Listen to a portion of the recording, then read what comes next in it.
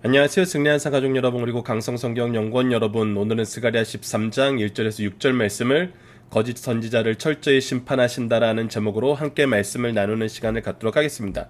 여러분, 우리가 12장 말씀을 통해서 어떤 삶을 봤습니까? 하나님께서 우리에게 외적인 승리를 허락하시는 삶을 봤습니다. 하나님께서 구원의 역사를 이루시고 세상을 심판할 때 우리를 사용하시는 그 삶을 봤어요.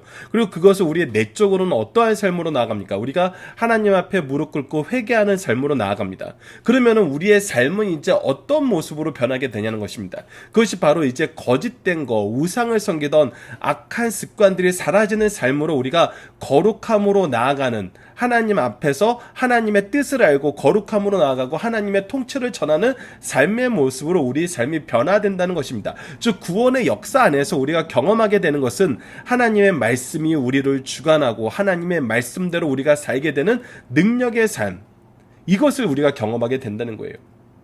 그래서 여러분들, 성경 참 스가랴서가 놀라운 것이 무엇이냐면, 우리가 구원과 그 구원의 역사 안에서 우리가 어떻게 쓰임받는가로 끝나는 것이 아니라 그 이후의 말씀을 계속 우리에게 보여주고 있어요. 우리가 이제 어떠한 삶을 살아야 되나, 성결한 삶을 사는 모습은 무엇인가, 그것을 살게 하시는 하나님의 뜻은 무엇이고 우리가 이 안에서 바라봐야 되는 것은 무엇인가. 자, 봅시다. 1절, 그날 계속해서 얘기합니다. 하나님이 정하신 그 날 때 죄와 더러움을 씻는 샘이 다윗의 족속과 예루살렘 주민을 위하여 열리리라. 즉, 우리가 더러움을 씻는 깨끗한 샘이 우리가 스스로 얻는 것이 아니에요. 회개했다고 해서 우리가 완전히 깨끗해지는 것이 아닙니다. 무엇이 있어야 돼요? 더러움을 씻는 샘을, 거룩하게 하심을, 깨끗하게 하심을, 하나님의 은총이 여전히 우리를 주관하고 계시고 우리와 함께 해주셔야 돼요. 즉, 우리가 하나님의 은혜 없이는 살 수 없음을 알게 돼요. 우리가 한때 단회적인 사건으로 이 은혜의 역사가 우리에게 영원히 남아있는 것이 아니라 이 은혜의 역사 안에서 우리가 계속 최소 차오심을 받는 삶을 하나님께서 우리에게 허락하고 계신다는 겁니다. 이렇게 준비하시고 이렇게 공급해주고 계신다는 거예요. 그래서 이 더러움을 씻는 샘을 우리에게 허락하셔서 다윗의 족속과 예루살렘을 주민을 위하여 열리게 되고 우리가 그 안에서 깨끗함을 받게 되는데, 그때 나타나는 첫 번째 모습이 뭐냐면 바로 2절입니다. 만군의 여호와가 말하노라. 그날, 다시 한번 얘기합니다. 하나님이 정하신 그날 내가 우상의 이름을 이 땅에서 끊어서 기억되지도 못하게 하리라. 우리가 하나님 외에 섬겼던 거, 하나님이 우리에게 허락하신 것보다 우리가 스스로 원하는 게 있어서 다른 것을 섬겼던 거, 다른 것에 무릎 꿇었던 거, 이것들이 사라지게 만든다는 거예요. 어떻게 사라지냐면 기억도 되지 못하게 하신다는 거예요. 이런 것들이 있었는지도 모르게 하나님께서 완전히 사라지게 만든다는 겁니다. 그리고 거짓 선지자와 더러운 귀신을 이 땅에서 떠나게 할 것이라. 이제 더 이상 우리를 유혹하는 것들이 우리 삶 속을 주관하지 못하게 만들어요. 우리가 있는 이 땅에 거하지 못하게 만들어요. 여러분들, 우리가 정말 여러분들, 근데 이것이 무엇으로 이루어집니까? 바로 하나님의 말씀을 아는 지혜죠. 여러분들, 예수님을 통해서 우리가 받게 되는 놀라운 은혜는 뭐냐면 바로 하나님을 알게 되는 지혜의 풍요로움을 맛보게 된다는 거예요. 성령의 인도하심을 통해서 말하게 하신다는 건 뭐예요? 우리를 통해서 하나님의 뜻과 지혜가 선언된다는 거예요. 우리의 생각이 하나님의 생각과 일치되는 걸 얘기해요. 성령의 말하게 하심은 정말 하나님의 지혜의 역사라는 걸 우리가 알아야 됩니다. 이 지혜의 역사는 필연적으로 우리를 어떻게 이끌어내냐면 우리가 거룩하게 사는 삶의 모습으로 나아가게 합니다. 자, 그래서 보십시오. 사람이 아직도 예언할 것 같으면, 아직도 예언한다는 것은 이미 예수 그리스도를 통해서 복음이 완성되었어요. 그럼에도 불구하고 아직도 뭔가 더 있어야 된다고 얘기하는 거예요. 하나님이 완성됐다고 얘기하는 것을 완성되지 않았다고 얘기하는 거예요. 또다시 우리를 유혹하는 거예요. 하나님의 창조의 섭리가 아름다웠는데 그것이 아니라고 유혹하는 것과 동일한 거예요. 사탄이 그렇게 아담과 하와를 유혹했잖아요. 하나님보다 더 높아질 수 있다. 하나님처럼 될 수 있다. 이 얘기는 뭐예요? 하나님의 통치를 거절할 수 있다. 하나님의 의가 완전한 것이 아니다. 너희들은 아직도 모르는 것이 있다. 너희들이 알아야 될 것이 있다. 근데 그렇게 하면은 그 나은 부모가 그에게 이르기를 여호와의 이름을 빙자하여 거짓말을 하니 살지 못하리라 한다. 우리에게 지혜를 주시면은, 하나님의 뜻을 분명히 알고 하나님의 구속사를 분명히 알면은 우리를 유혹하는 모든 것을 분별하여서 우리가 무엇을 지키게 돼요? 거룩함을 지키게 돼요. 하나님이 우리에게 요구하시는 삶이 무엇인지 알아요. 하나님의 이름을 거룩하지 못하게 만드는 것이 무엇인지 알아요. 그것을 가장 가까운 사람들이 먼저 구분하고 어떻게 해요? 나은 부모가 그가 예언할 때 칼로 그를 찌르라. 그것을 결단코 용인하지 않는다는 거예요. 여러분들, 이것이 교회의 아름다움이에요. 이것이 가정의 아름다움이에요. 하나님의 말씀의 지혜가 바로 서고 하나님을 향한 거룩한 예배가 바로 선 곳에서는 거짓이 존재할 수 없어요. 유혹이 존재할 수 없어요. 거짓이 참 진리를 이기지 못하고 유혹이 참된 능력을 이기지 못해요. 이것을 우리가 분명히 알아야 된다는 것입니다. 역으로 생각하면 무엇이 됩니까? 우리에게 하나님을 아는 참된 지혜와 거룩함으로 나아가는 예배가 없을 때에는 빙장 거짓말들이 우리를 유혹하게 된다는 것입니다. 은혜의 시대가 왜 은혜의 시대냐면 이 말씀이 완성되어서 누구든지 이 말씀을 정말 풍족하게 공급받을 수 있는 사회에 살고 있다는 거예요.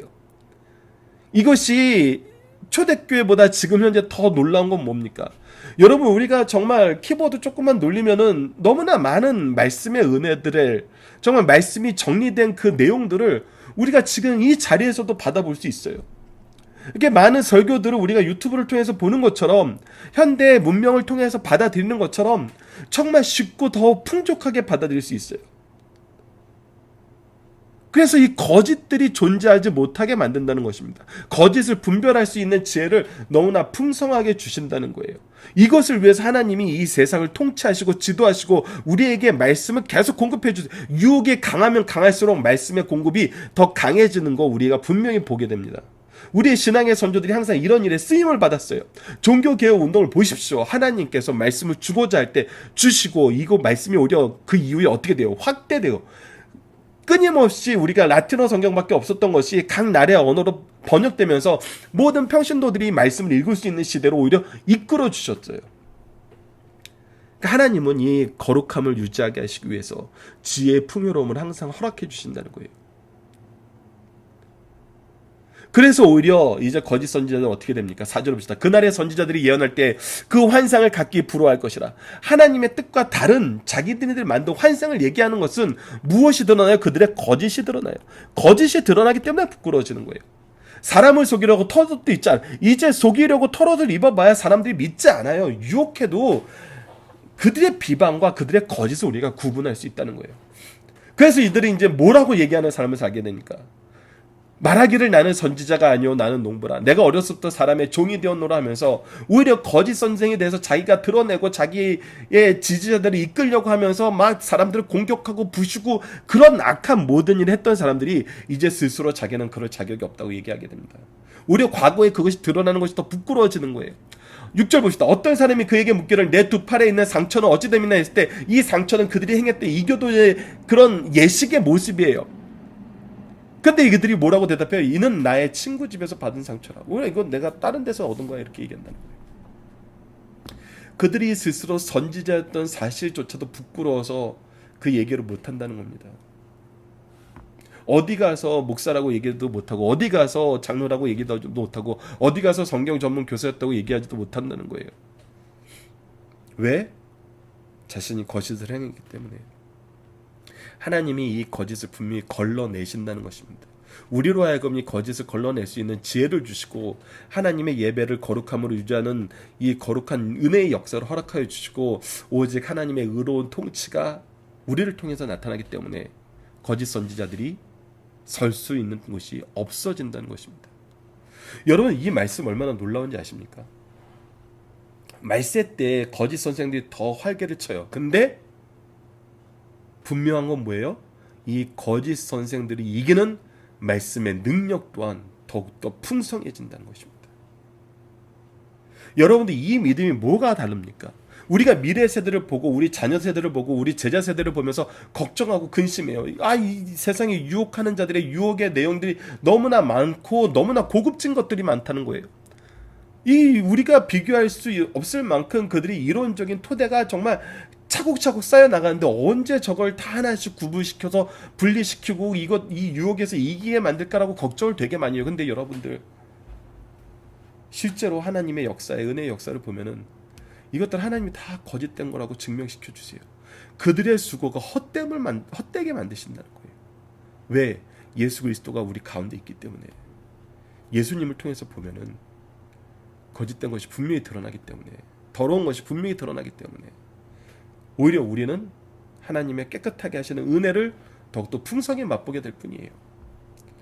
그래서 여러분, 미래 세대 걱정하지 마십시오. 오직 하나님만 의지하십시오.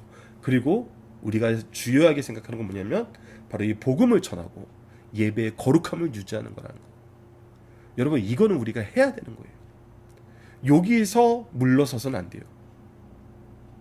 더 나아가려고 노력해서 무엇인가를 다른 걸 하다 실수할 수 있지만 우리가 말씀과 예배를 지키면은 절대 패배하지 않습니다. 자, 본문 묵상을 봅시다. 깨끗하게 하는 은혜는 어떻게 주어지나? 이것이 분명하게 얘기하지만 이것이 은혜라는 것입니다. 우리가 깨끗하게 되는 건 은혜라는 거예요. 1절 말씀을 보면 그날에 죄와 더러움을 씻는 셈이 다윗의 족속과 예루살렘 주민을 위해 열리리라. 이것은 이 셈을 주시는 거예요. 요한일서 1장 7절에서 또 그가 빛 가운데 계신 것 같이 우리도 빛 가운데 행하여 우리가 서로 사귐이 있고 그 아들 예수의 피가, 오직 예수의 피가 우리를 모든 죄에서 깨끗하게 하신다는 것입니다. 요한복음 4장 14절에서 내가 주는 물을 마시는 자는 영원히 목마르지 아니하리니 내가 주는 물은 그 속에 영생하도록 솟아나는 샘물이다 라고 얘기하면서 하나님의 예수 그리스도의 은혜를 얘기합니다. 그리고 나서 7장 37절에서 39절에는 명절 끝날 그 큰 날에 예수께서 서서 외쳐 이르시되 누구든지 목마르거든 내게로 와서 마시라. 나를 믿는 자는 성경의 이름과 같이 그 배에 생수의 강이 흐르리라 하시니 이는 그를 믿는 자들이 받을 성령을 가르쳐 말씀하십니다. 즉 이 은혜는 예수 그리스도의 말씀과 성령에 의한 것임을 우리가 분명히 알게 하세요. 예수 그리스도의 피와 성령에 의한 거예요. 이 복음의 말씀에 의한 거예요. 예수께서 아직 영광을 받지 아니하심으로 성령이 아직 그들에게 계시지 아니하심을 가르쳐 말씀하신 것이 우리가 보게 됩니다. 자, 두 번째 문제, 깨끗하게 하심을 받은 후에 나타나는 특징은 무엇입니까? 우리가 이것들을 구분한다는 거예요. 거짓된 것을 구분한다는 거예요. 그리고 거짓된 것에서 우리가 거룩함을 유지할 수 있게 된다는 거예요. 말씀과 예배가 회복된다고 얘기하는 거예요. 이것이 바로 말씀과 예배의 회복을 우리에게 가르쳐주는 것이고, 우리가 그래서 지켜야 되는 건 무엇이다? 말씀과 예배다. 우리가 인정하고 의지해야 될 것은 오직 말씀과 예배다. 지혜와 거룩함과 의의 통치를 우리가 예배를 통해서, 우리 말씀의 교제를 통해서 나누는 것입니다. 세 번째, 거짓 선지자들은 어떻게 되나요? 하나님께서 그들을 부끄럽게 만드십니다. 그들의 과거를 스스로 그들을 봉인하게 만들어요. 이것이 그들이 갖게 되는 부끄러움의 결말입니다. 자, 본문의 중심 사상을 봅시다. 스가랴서 13장 말씀은 스가랴서의 마지막 부분인 메시아 왕국의 완성에 관한 말씀 중 일부로 하나님의 백성들의 성결과 연단을 통해 남은 자의 구원을 가르친 말씀입니다. 그러므로 13장 말씀은 지금까지 이스라엘을 오용케 했던 거짓 선지자와 우상을 제거하여 그들을 성결케 할 것과 구약 선지자의 공통된 예언인 남은 자들로 이루어질 세상을 구체적으로 예고하고 있어요. 그래서 남은 자 사상이 우리 스가랴서에 나타나고 이것이 정말 하나님의 역사 안에서 이루어짐을 우리가 보게 된다는 것입니다. 이런 맥락에서 13장은 크게 두 부분으로 나눌 수 있습니다. 첫 번째는 죄와 거짓 선지자들과 귀신들로부터 정화시키겠다는 하나님의 예언의 말씀이 1절에서 6절까지 나타날 수 있습니다. 이스라엘의 정화를 강조하기 위해서 셈은 속죄의 물, 정결케 하는 물임을 우리에게 가르쳐주고 있습니다. 또 더러움은 월경과 시체와의 접속으로 인한 의식적인 부정을 나타내는 전문적인 용어로 이스라엘의 회개, 정화가 의식적 영역에서 변화를 수반해야 한다는 점을 가르쳐주고 있어요.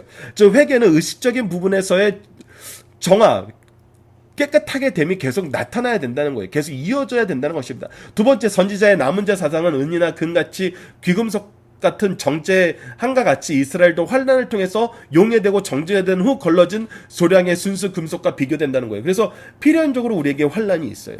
우리를 더 단단하게 하고 더 강하게 만들고 하나님 앞에서 더욱더 거룩하게 만들어요. 그래서 이것은 시험 같으나 은혜예요. 이건 놀라운 은혜예요. 우리가 승리하고 거룩함에 더 확실한 증거가 되게 만드신다는 거예요. 즉 하나님이 쓰신다는 거예요. 여기에 우리가 아멘해야 됩니다. 이 사상은 베드로 사도가 인용하면서 성도의 고난을 묘사하고 있습니다. 그것이 베드로전서 4장 12절로 19절에 나타나는데 우리가 내일 이 말씀을 함께 볼 것입니다. 그러므로 13장은 두 사건을 말하기보다는 한 사건의 두 가지 측면을 말하는 말씀으로, 한편은 소극적으로 하나님의 백성의 성결을 위한 의식과 정화, 회개를 강조한 후 또 다른 한편으로서는 적극적으로 심판 과정을 통한 연단의 모습을 강조하는 것을 볼 수 있습니다. 자, 하나씩 본문의 중심사를 보도록 하겠습니다. 첫 번째는 하나님의 백성은 그리스도의 보혈의 공로로 사죄와 성결함을 받아야 한다는 것입니다. 로마서 4장 25절에는 우리가 사죄와 거룩하게 됨에 대해서 이렇게 표현하고 있습니다. 예수는 우리가 범죄한 것 때문에 내어줌이 되고, 즉 우리의 범죄를 위해서 십자가에 달려 죽으시게 되고, 또한 우리를 의롭다 하시기 위해서 다시 살아나셨느니라. 즉 예수 그리스도의 부활이 우리를 깨끗하게 하는 의로움의 은혜의 역사를 보여주는 거예요. 그래서 우리의 죄를 가져가시고 그의 의의 옷을 우리에게 입혀주시는 거예요. 이것이 그리스도의 정가예요. 그리스도의 속죄는 사죄의 성결이라는 이중적 사역이 있습니다. 그리스도께서 십자가상에서 성취하신 보혈의 공로로 죄 사함을 받아 의롭다 하심을 얻으세요. 우리의 죄를 가지고 대신 죽으셨어요. 그리고 나서 그 보혈로 씻음을 받아 말씀과 성령으로 새롭게 되었어요. 그의 부활로 말미암아 우리가 이제 의롭다함을 얻었어요. 이 놀라운 용서와 정결의 셈이 우리 곁에 늘 가까이 있어요. 그래서 이 셈을 우리에게 주시는 거예요. 구원의 역사와 이 성결케 하는 삶의 역사를 우리에게 계속 허락해 주시는 거예요. 그래서 우리가 이 성결케 하는 삶의 모습을 통해서 하나님의 의롭다 하심을 얻는 삶의 모습이 무엇인지 경험하게 돼요. 즉 하나님의 능력이, 예수 그리스도의 은혜의 능력이 계속 우리를 주장하고 있다는 거예요. 우리가 변하는 게 아니라 하나님의 이끄심에 우리가 끌려가는 거예요. 그것이 바로 성도의 견인이에요. 영적인 눈이 어두운 사람은 보지도 듣지도 사용하지도 못합니다. 이를 깨닫고 사죄와 성결을 받으라고 가르치신 말씀입니다. 두 번째, 예수를 믿고 바른 신앙을 가지게 되면 사죄의 은총을 받게 되고 우상을 섬기지 않으며 거짓된 사들의 유혹에서 빠지지 않게 되는 겁니다. 즉 우리가 삶이 거룩함으로 나아가게 돼요. 말씀과 예배를 지키는 삶으로 나아가게 돼요. 메시아 시대가 열리게 되면, 즉 그리스도를 모시고 그분의 통치를 받게 되면 나타나는 현상은 다음과 같아요. 첫 번째는 죄를 짓는 셈이 열리게 돼요. 두 번째는 우상 숭배가 그전되고, 셋째는 거짓 선지자의 영향력을 상실하여 발붙일 곳이 없게 되는 것을 우리가 보게 됩니다. 마지막 세 번째, 예수님의 사죄의 은총을 받기 전에는 죄를 정당화했으나 이제는 형벌의 정당성을 인정해야 돼요. 이것이 놀라운 변화라는 거예요. 이 은총 안에서는 오히려 우리가 죄를 더 사랑하는 것이 아니라 하나님의 의를 더 사랑하기 때문에, 죄를 정당하기 위해서 우리 죄를 감추고 죄를 지면서도 죄가 안 진 사람처럼 살기 위해서 우리의 삶이 이끌리는 것이 아니라 오히려 이 죄 앞에서 무릎 꿇고 하나님의 은혜를 간구하는 삶을 살게 된다는 거예요. 그래서 여러분들, 죄를 인정하는 사람이 교회 리더가 되는 경우가 너무나 많은 것입니다. 하나님 앞에 있기 때문에 내가 죄인됨을 인정할 수밖에 없는 것, 그런 사람이 교회 리더인 것입니다. 첫 번째, 죄와 더러움은 어떤 것입니까? 죄라는 것은 하나님께서부터 벗어난 거고, 더러움이라는 것은 하나님의 뜻이 무엇인지 모르고 방황하는 것 같아요.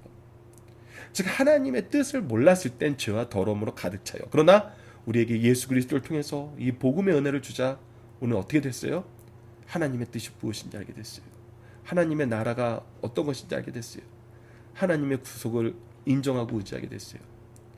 두 번째, 여호와의 통치가 실현되면 거짓 선지자들은 어떻게 됩니까? 그들이 부끄러워서 스스로의 역사를 부인하게 됩니다. 여러분, 이것은 우리 교회에 나타나는 모습이에요. 그들이 과거에 했던 말이 어떤 말인지 스스로도 꺼내기를 두려워합니다. 그 얘기가 되도록 안 나오기를 바라요. 즉 부끄러움을 알게 되었다는 것입니다.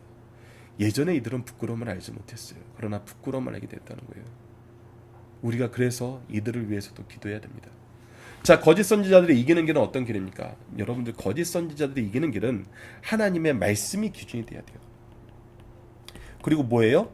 예배가 거룩함을 유지해야 돼요.